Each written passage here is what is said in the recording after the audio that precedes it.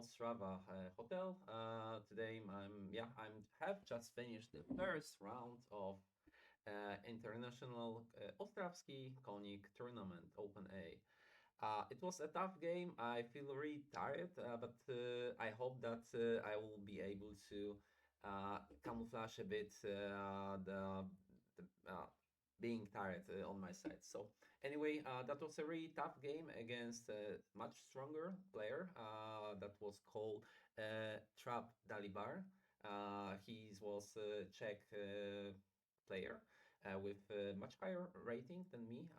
His rating was 2100, while mine is 200 slower. So yeah, that was a challenging one. But yeah, I hope to do not spoil the results yet. Also by my face here, because yeah, I will try to keep my poker face. Anyway, we didn't have any time for preparation before the game because we just figured out the pairing 15 minutes before the game, so there was no space for more mature preparation. Also, the time control for the game was 90 minutes for 40 minutes for 40 moves. And then after those 40 moves, there was additional 30 minutes added to each of us. But yeah, with bonus 30 seconds per move, every move from the beginning. So that was a pretty similar time control to the one from the FIDE candidates match. But that was the second time I have played something a tournament in this time control. But yeah, nevertheless, I think the most important part for you would be a game. Uh, my opponent started with e4 or c5, so that was the Sicilian defense. Knight f3, d6, d4, c takes d4, knight takes, knight f6, attacking the pawn on e4, knight c3, defending that, and the a6, that is the starting position for Najdorf defense. And yeah, here my opponent had a range of different moves, such as knight e3, knight g5, knight, sorry, bishop e3, bishop g5, bishop e2, bishop c4, but also queen f3, queen d3, rook b1, f4, g4, f4. It's never-ending story regarding the variants that my opponent could choose here. But the way that my opponent played was bishop g5. I think it's called the classical variation of the Najdorf. Uh, the only way I could respond to that was e6. In Najdorf, we are usually either playing e6 or e5, but because of the pin on the knight, probably e5 doesn't work that much because yeah, my opponent could just simply play knight d5, and it's really hard to get that. Oh, sorry. It's yeah, later on it's gonna be hard to get that knight out of d5. Mm, e6, f4, and that was the invitation for me to play the poisonous pawn variation, because right now I can take the pawn by playing queen d6, and after queen d2 there is a chance to get the pawns up, but that pawns is poisoned, and yeah, this is playable for black. I recommend to check this line here. However, I was aware that my opponent is a stronger player. Possibly he is more aware of the lines here, so I have chosen to play something more sideline-ish. This is why I have chosen another line, and I have played here knight d7. That's also a playable thing, probably not that active as queen b6, but yeah, nothing bad is happening here. And yeah, here bishop c4, And I spent a few minutes on this move because I wasn't sure if I should play Queen C7 or something else. I think, yeah, probably Queen C7 was a better choice than what I have played. And why I will see in the moment. After Bishop E7, there is a possibility for White to sacrifice his bishop on E6. And this is a very typical maneuver for Najdorf defense, especially for the English attack, when my opponent sacrifices the piece, but for three pawns. But at the same time, he's having a nice opportunity for attack on my king. I have a counter attack after playing Queen B2. I'm taking the pawn back, but at the same time, my king is not that uh, great here. So, yeah, that would be really tactical position.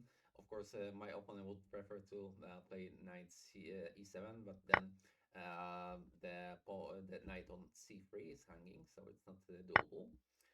Other than that, yeah, he could just try to defend the knight, but it's simply hard to do that because, yeah, if he will play queen d2, then the rook is still getting hanging. And if he would try to play something like that, there is a high probability of getting more pieces off the board. But yeah, maybe that was the best choice for my opponent here, playing that. I'm not able to. Probably I would be forced to play something like that. So probably then I could be lost. Mm, okay. So this seems to be a playable and better line for my opponent playing like this. And right now it's hard to find the moves for me after that because my queen doesn't have any active places and any active squares to give the check. And right now, my bishop is hanging after being attacked by a couple of knights. And yeah, I'm in serious trouble. After playing bishop e7, I was aware that that was a possibly mistake. Probably I moved bishop e7 too quickly here. But yeah, fortunately, my opponent didn't take on a6 immediately. He played queen f3. I answered with short castle, castle king side, and castle queen side by my opponent. And here I also once again had some troubles on searching for the plans and trying to find the best for me. First of all, after queen castle, my queen on d is pinned with the rook. So yeah, there are chances that my opponent will try to play something like e5. I could get rid of that pin by playing, for instance, queen a5. That was the most logical for me because I'm getting out of those sacrifices on in a6 and yeah, because yeah, let's say I am playing something like rook b8, silly move. But yeah, right now, if my opponent is taking on e6, he's taking and having a double attack on my queen and the rook.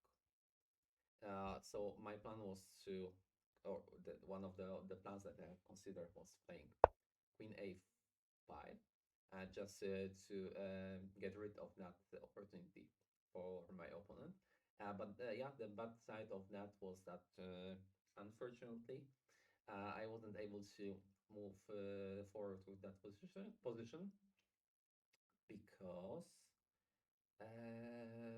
yeah, my usual plan should be playing something like, yeah, rook b8, b5, b4, trying to put my bishop on active diagonal, a8, a8, h1. But one of those steps are impossible because c6 field is vulnerable, and I simply couldn't play something like that. because after any maneuver like b5, there is always a knight c6 move. So I couldn't play that. Instead, I have chosen to play knight c7, and the advantage of that move is that yeah, I'm forcing to make my opponent to make a decision because I'm attacking the bishop on c4.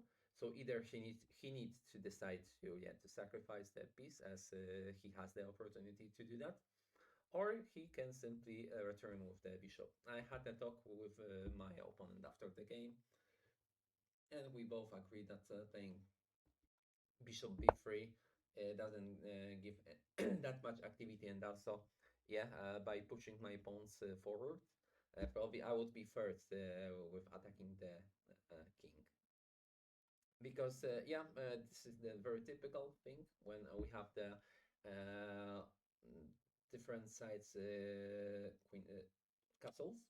It's really important to attack the king because yeah by pushing the pawns we're not weakening our own king. So this is why you are able to be more efficient and effective on attacking. But yeah, my opponent, instead of returning his bishop, decided to sacrifice the piece as it was possible on the board for a longer time. And that whole line, including taking the rook on f8, taking the exchanging the bishop for the knight here, and playing king b1, was all calculated by me. The heavy line that I had to calculate here was if my opponent would be able to play knight d4, knight d5. But yeah, that was a pretty long calculation that I've made during the game. That yeah, it seems like there are not that many problems at my side, because yeah, right now after something like that, of course my opponent is having an active queen that is doing some problems with my king. But I can, for instance, try to play something like that, get an extra pawn up, and yeah, that king is pretty vulnerable.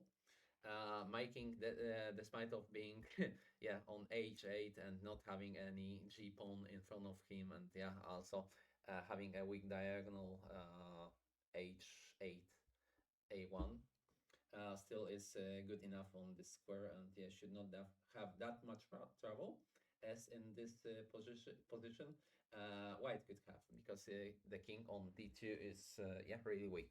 So yeah, I had to calculate something like that. Uh, but instead of playing knight on d5, my opponent has played king b1. And that was a win for me, because then I had finally a chance to uh, make some dynamics with my two pieces that didn't move yet in that game. So the white color bishop, and the rook from a8. This is why I have decided to play uh, bishop e6. I have a pair of very active and strong bishops that are attacking here. But I still need to remember that, yeah, the pawn on d6 is really weak. And also, my opponent has taken two pawns and the rook, while I have taken two pieces, the couple of bishops, actually. And yeah, still, I think by math, it's 7 points against six, so that was the advantage for my opponent.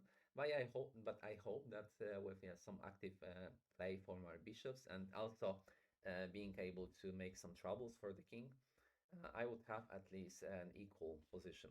But yeah, I was aware that probably this particular position is worse for me. My opponent played knight d5. I could try to place, yeah, exchange it the right way, but I was afraid that, yeah, I'll not have that much active play with that, because my knight is still on f8. So yeah, I have decided to yeah to do some some traps for my opponent, and instead I have played 97. And where is the trap? Of course, is the trap is that my opponent is not able to take the bishop on f6, and because right now he would have two potential problems, from which one is of course hanging pawn on a2, but the other is a possible pin that I can give him on g4. That pin is probably not that effective as it looks because, for instance, after a3, my opponent could play yeah, bishop g4. He could give a check, and probably it's not that effective as it looks at first glance. So probably after a3, something that I have calculated was trying to play d5, getting rid of the weak pawn on d6, and also making sure that yeah, my white square bishop will be a bit more active because yeah, I will be sure that those pawns will not be able to block that bishop that easily. Instead of that, my opponent played a3. It's a pretty good move because it's getting rid of all of the possible problems with a2 pawn. And here I have made a calculation mistake because I have taken on d5, but only because I thought that I can have a move queen b6 with having a double attack on b2 pawn. And yeah, that would lead my opponent to play a weakening move such as either b3 or c3. And then I have some counter play on the queen side. And I've seen that I might have some chances against my opponent here, but that it's not gonna be that bad. But unfortunately, I have made a mistake because I haven't seen initially that move e5. And right now, you're not allowed to take that pawn because of the hanging knights. And yeah, after e5, you're probably completely lost because yeah, you can, for instance, try to defend but still, it's really hard position to play because yeah, something like that, and it's hard to defend a piece. So you're losing at least a pawn. So yeah, something like that here, here, here, and we're pawn down. Instead, because I've seen that, but only after playing bishop d5, so one move too late. But yeah, I have seen that, and this is why after rook d5, I played queen c7. My opponent played rook d1. I've chosen to play rook c8 to give the counter on the c2 pawn, but my opponent played queen b3, which has a great opportunity of giving a check by the queen here. So yeah, I had to play king, move king somewhere to get rid of that pin. I've decided to move to h8. That had a downside of having problems with the last line. I had to all the time from now see and calculate all the tactics related to the mating on the last line. My opponent played e5, and that was the one of the moves that I have underestimated. Right now, the only way to play that was playing bishop knight on c5, and yeah, trying to get rid of the pin on the knight because if I would answer something like that, I can take the knight. And if I would get yeah, return with the bishop, once again, double attack, only the problems. So this is why probably knight c5 is the only move. And here my opponent has played, in my opinion, worst, or yeah, one of the worst or worstest moves because he has taken the third pawn. And yeah, that was okay in my opinion, but that had given an opportunity for me to activate my bishop because yeah, after playing e5, my bishop didn't have any active squares. And after that maneuver, my bishop got active once again. But even now, I think yeah, my opponent could play a really good move. Queen to c8. That was an interesting option. And yeah, what is the reason behind this move? First of all, if I would try something active like knight to a4, trying to win the pawn on b2, it seems like yeah, the queen is attacked and everything is according to my plan. But unfortunately, there is a really heavy line here, giving up the queen for the rook. Then playing something like that, there is the mating chances right now for my opponent. I had to move the king. I had to play like that, this, this, this, and from this, it's yeah, from maybe it's playable, but it would be really hard because yeah, I'm 3 pawns down, and this d7 pawn is problematic. It could be winning one. So yeah, I didn't want to play something like that, but maybe it's not that bad after all. Uh, but instead of that, my opponent offered the queen's exchange, which was not that good option because yeah, after getting the queens off the board, of course I didn't have that much activity and mating chances against the king. But at the same time, my king was closer to the d pawn, and also yeah, right now I'm able to stop that d pawn from moving forward. uh, yeah, my opponent played rook a1. I have played king g8, and here there was a really funny trap that I have given to my opponent because it seems like my opponent can play rook e7, which is a double trap because it seems like a trap given by my opponent. If I would take the rook, there is a problem because I can do both things at the same time, defend the knight and also stopping the pawn on a7.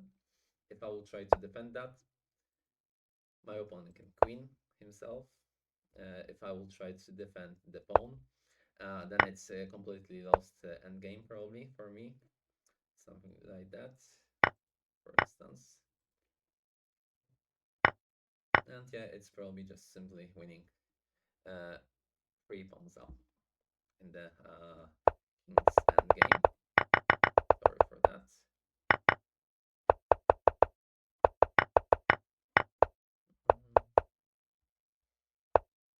Yeah, rook e7. So that was not the option. Of course, I could try that to defend my knight and rook with that maneuver. But after that, my opponent could play rook d8, and it's hard to get rid of the possibility of queening on e8. If I would take it, it's like that. And same with knight f6, f6. Hmm, my rook is undefended, and yeah, it's lost. But I had a chance to play knight b6 with attacking the rook, and also the rook is still hanging, so my opponent would need to decide which of those rooks he's getting rid of. And thanks to that, I would have winning chances in that game. So that was the trap that I have made for my opponent, but he's not that bad. So yeah, instead of moving the rook on e7, he moved to e4. I have activated my king to f7. He played rook b4. I played b6 just to have a more organized position because yeah, by having the pawn on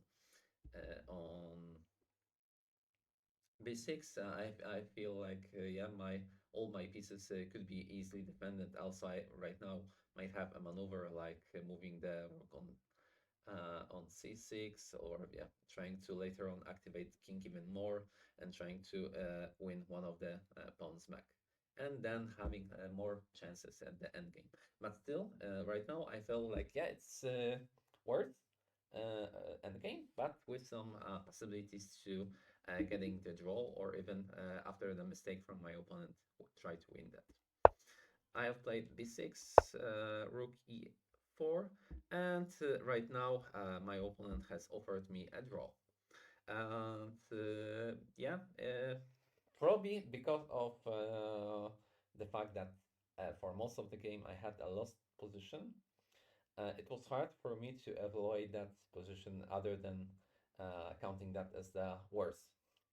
So I have thought about that position just a minute or two, but then decided to accept the draw. Uh, I was really interested in yeah, what would be the evaluation of the engine at that position. That was the only reason I have checked through the engine on while writing down this game. But it seems like the evaluation of the position is plus 0.5. So it's almost equal with the chances for both of the sides. But the fun fact is that after the game we had a short chat with the player that played as white, and he felt that only black can have his chances in that position. But at the same time, I had the opinion same as his, but in the other into the other side. So I thought that yeah, probably only white can play for win here. So at the end, the draw was the fair result, or yeah, the fair acceptance for both of us. But at the same time, probably my opponent could be mad into himself, because definitely he had more chances to win that game. He had an advantage for most of the game since the end of the opening. He had more chances. Where I've made some mistakes here in this game, probably, as I said, after moving bishop e7. So yeah, at move 8, then. So probably too quick. I should improve my opening preparation probably a bit, because that wasn't best choice to play bishop e7 here. And yeah, further down I had some more troubles while playing that. Yeah, the other thing that probably is a bit worried for me is that I have made some mistakes on the calculations, such as after playing bishop d5, I was pretty sure that yeah, I can play queen b6 here, but just missed the move e5. So yeah, that was bad on my side as well here. And yeah, other than that, I think it was harsh game against a strong player, so it's normal that yeah, he had more chances. But at the end, I'm really happy that I have managed to defend the position, and even got some extra opportunities to me at the end. But yeah, at the end, draw. I think it's a fair result, especially against stronger opponents. Probably after having a draw in the first game, the second game would be with very similarly skilled opponents. So yeah, I need to be better to have even less troubles, especially after opening. But yeah, I will have more time for preparation. I can check what my opponent will is playing in the opening. So I hope it's gonna be much easier. But we'll see who I will play against. But for now, I'm really happy that you have managed to get through the video up to here. If you're still watching me, write in the comments draw, and yeah, write what do you think about this video? Do you have any feedback that what I should improve regarding that? Yeah, sorry for being a bit tired, but I hope that yeah, the game that I have played is well enough explanations of myself or well enough excuse. Anyway, thank you very much for watching, and yeah, have a great day.